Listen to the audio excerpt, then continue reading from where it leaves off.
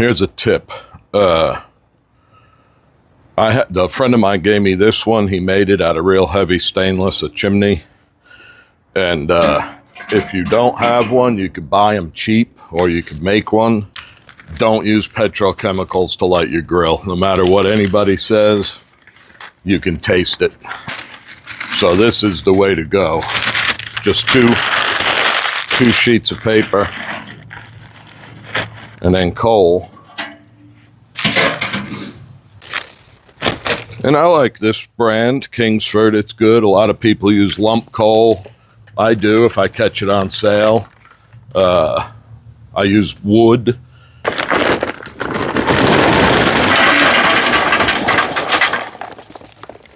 So really, when it comes to coal, it's whatever you like. Just don't use that match light stuff or chemicals to light it. Just, you know, even if you got to use newspaper and sticks, anything is better than chemicals to light your coal. And, you know, a lot of people talk about different kinds of coals. They like this, they like that. I'm like, okay, well, whatever. Just don't use chemicals to light it. That's kind of where I am with it.